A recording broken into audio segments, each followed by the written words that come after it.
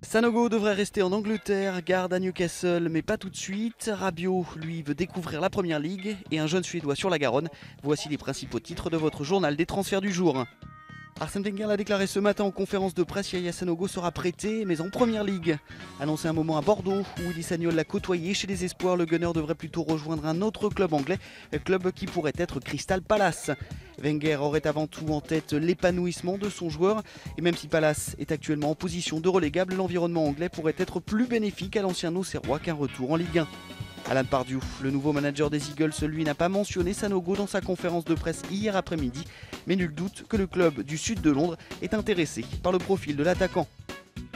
Bordeaux, qui va donc certainement voir la piste Sanogo leur passer sous le nez, pourrait se rabattre sur un jeune espoir suédois.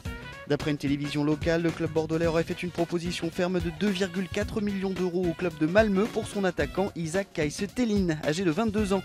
Si l'on peut se dire que l'ego et les buts d'Ibrahimovic ont certainement jeté un regard nouveau sur le football suédois ces dernières années, on se rappellera surtout que Thelin avait inscrit un doublé lors des barrages d'accession à l'Euro Espoir face à la France. Ce n'est plus un secret, Rémi Garde, l'ancien entraîneur lyonnais, aujourd'hui consultant télé, fait partie de la très short liste pour prendre la suite d'Alan Pardew à Newcastle. Si les négociations sont en cours et l'ancien joueur d'Arsenal n'a pas caché son envie de revenir dans le championnat anglais, l'affaire ne devrait en tous les cas pas être bouclée immédiatement. Le club du nord de l'Angleterre a en effet annoncé que John Carver, ancien adjoint de Pardew et actuellement manager intérimaire, devrait rester en poste au moins pour les 2 prochaines rencontres des Magpies face à Chelsea ce week-end et Southampton la semaine prochaine. Opposé à des départs lors de ce mercato, Laurent Blanc, l'entraîneur du PSG, va pourtant devoir mettre de l'eau dans son vin.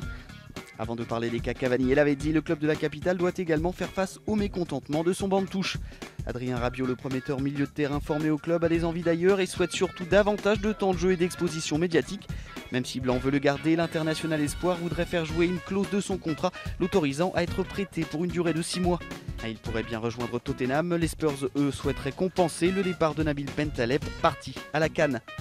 La saison du PSG s'annonce difficile, donc pas sûr que Blanc et ses dirigeants l'acceptent, mais au risque de faire un nouveau mécontent dans l'effectif parisien.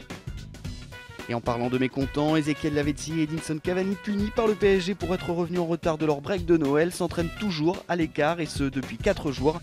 Pourtant, les deux Sud-Américains, irréprochables dans leur état d'esprit depuis leur retour, ne devraient pas quitter le club de la capitale au mercato.